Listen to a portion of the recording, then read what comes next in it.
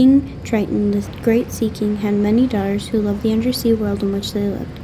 But Triton's youngest daughter, Ariel, dreamed of the world above the water's surface, the world of humans.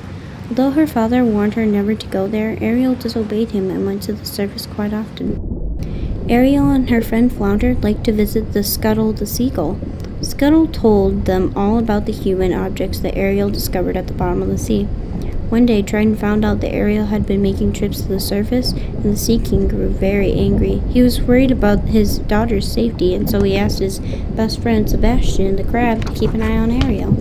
A few days later, Ariel noticed a ship sailing way up on the surface of the water. "Humans," said Ariel, swimming quickly towards the ship. "Oh no," cried Sebastian, and Flounder swam after her. "Here she goes again." When Ariel came up above the water, she saw a huge ship filled with sailors who were singing and dancing, and Ariel's eyes lit up when she spotted the sailor the others called Prince Eric. It was love at first sight. Suddenly the sky darkened. Heavy rain began to fall and the lightning split the sky. Prince Eric's ship was no match for the terrible storm. The ship was tossed on the waves, and the prince was thrown overboard. "I've got to save him," shouted Ariel. She grabbed the drowning prince and swam to shore, pulling up onto the beach. Prince Eric did not stir as Ariel gently touched his face and sang him a beautiful love song. Soon Ariel heard the prince's crew searching for him. She did not want to be seen by the humans, so she kissed the prince and dived back into the sea. Prince Eric awoke to find Sir Grimsby, his loyal steward, at his side. "What happened?" asked Sir Grimsby, happy that Eric was alive. "It was a girl," said the prince, who still looked a little dazed. "A beautiful girl saved me and then sang in the most beautiful voice I've ever heard. I want to find that girl, and I want to marry her." Prince Eric, too, had fallen in love. King Triton was furious when he discovered that Ariel had fallen in love with a human. He rushed to the grotto where Ariel had kept her collection of treasures. The Little Mermaid tried to reason with her father. "Daddy, I love him," she cried.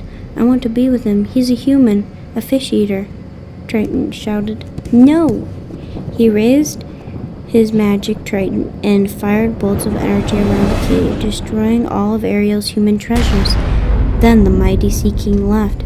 Ariel buried her face in her hands and began to cry. Meanwhile, not so far away, evil forces were at work in the undersea kingdom. Ursula, the sea witch, who had once tried before to overthrow Triton, was looking for a way to take over.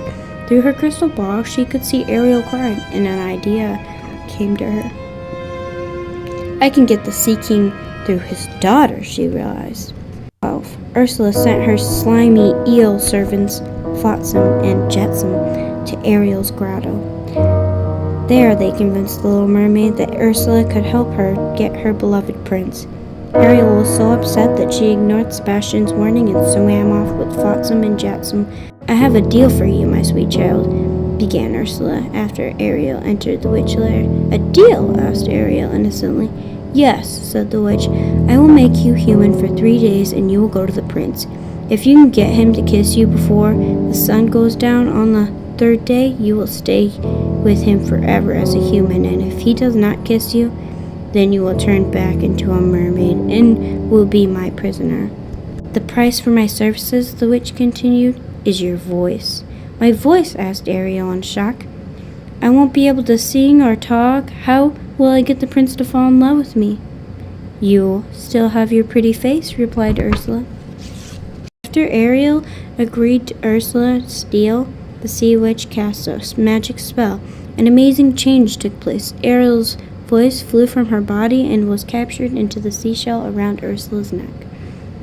Ariel then lost her tail, grew legs, and became a human. When she went in search of the prince, Ariel was helped ashore by her friends. She tried to speak to them, but no sound came out at all. A short while later, Ariel saw Prince Eric, who had been lovesick for her ever since he had heard her sing. At first, the prince thought he recognized Ariel as a girl who had rescued him, but then he learned that she couldn't speak. He knew he was wrong. Prince Eric felt sorry for Ariel, who needed help and a place to stay, so he took her back to his place. next 2 days, Prince Eric grew to like Ariel more and more. During the romantic boat ride, Eric was about to kiss Ariel, and then Flotsam and Jetsam overturned the boat. "That's too close for comfort," said Ursula, who was watching in her crystal ball. "I'll have to take matters into my own hands." Then the sea witch drank a magic potion and changed herself into a beautiful young maiden. On the morning of the third day, there was a great excitement through the kingdom. Prince Eric was going to marry a young maiden he had just met. Unfortunately for Ariel, Eric had put under a spell. Ursula, disguised as a maiden, had used Ariel's voice when she carried in the seashell around her neck. Eric now believed that the maiden was the same girl who saved him from the shipwreck. Poor Ariel was heartbroken. The wedding ceremony was to take place at the Prince Eric's new boat. Scuttle the seagull flew over the boat just as the bride passed in front of the mirror. Her reflection was of the sea witch. Scuttle realized that the prince was being tricked, and he rushed off to explain it to Ariel and the rest of his friends. Sebastian quickly formed a plan. Flounder helped Ariel get out of Eric's ship, and Scuttle arranged for some of his seagull friends to stay the wedding.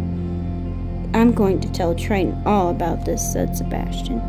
Prince Eric and the maiden were about to get married when a flock of seagulls, led by Scuttle, swooped down onto the bride, who screamed into the sea witch's voice.